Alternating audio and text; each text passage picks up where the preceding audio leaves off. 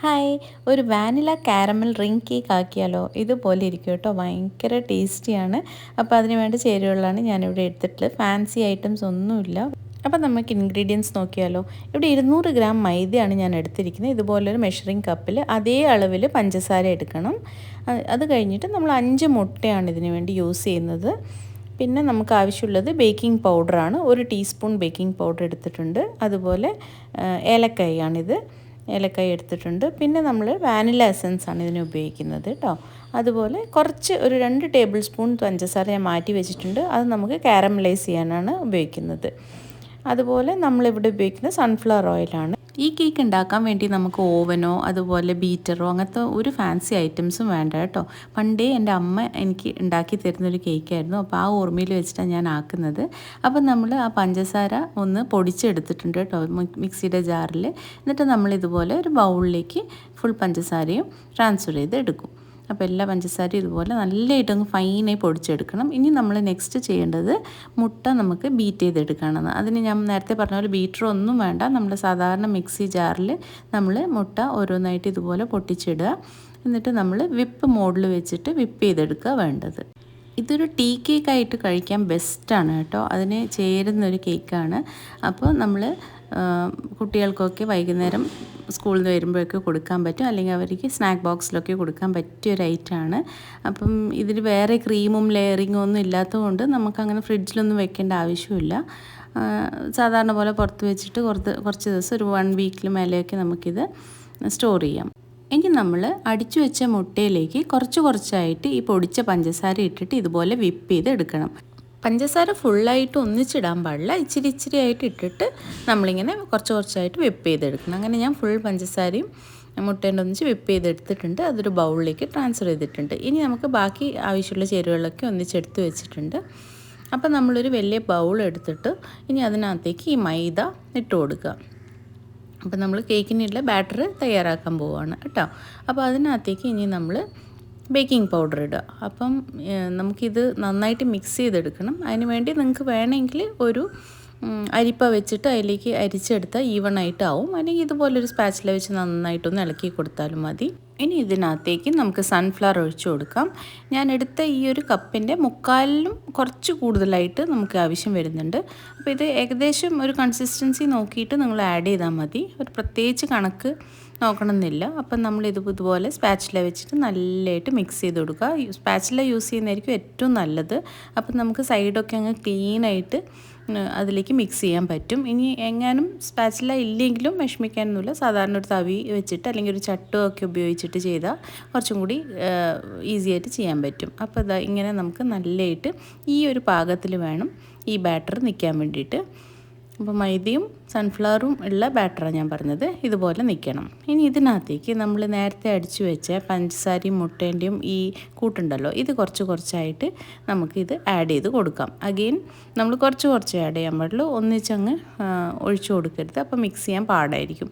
ഇനി ഇത് മെല്ലെ നമുക്ക് സ്പാച്ചില വെച്ചിട്ട് ഇതുപോലെ നമുക്ക് മിക്സ് ചെയ്ത് കൊടുക്കാം. അപ്പം നമ്മൾ ഇതുപോലെ മറിച്ചിട്ട് കൊടുത്താൽ മതി. ഈ ഒരു വേല് ചെയ്താൽ ഈസി ആയിട്ട് വേഗം മിക്സായി കിട്ടും. ഇങ്ങനെ ഒരു സൈഡിലേക്ക് തന്നെ ഇങ്ങനെ ഒന്ന് ഫോൾഡ് ചെയ്ത് കൊടുക്കുന്ന പോലെ ചെയ്താൽ മതി.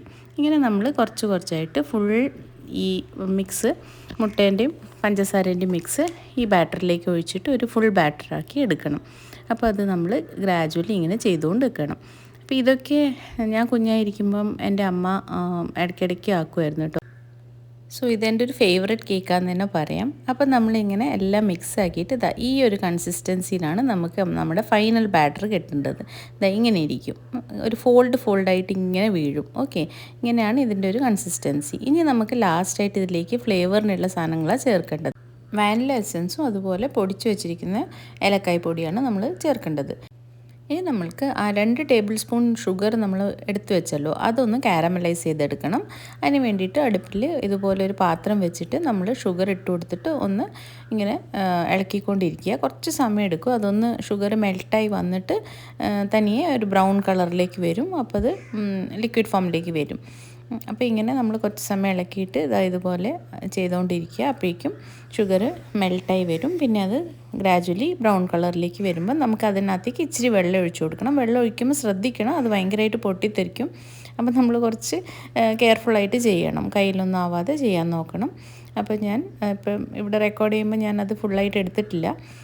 അതിനുശേഷം നമ്മൾ ഈ കാരമലൈസ് ചെയ്ത ഷുഗർ ഈ ബാറ്ററിലേക്ക് ഒഴിക്കുക. ഇപ്പോൾ കണ്ടോ, ഇതിൻ്റെ കളറ് നല്ലതായിട്ട് മാറാൻ തുടങ്ങി. ഇതൊരു ബ്രൗൺ കളറിലേക്ക് വരാൻ തുടങ്ങി, ലൈറ്റ് ബ്രൗൺ കളറായി വരും. ഇങ്ങനെ ചെയ്താൽ കളറ് മാത്രമല്ല ടേസ്റ്റും നല്ല എൻഹാൻസ്ഡായി വരും.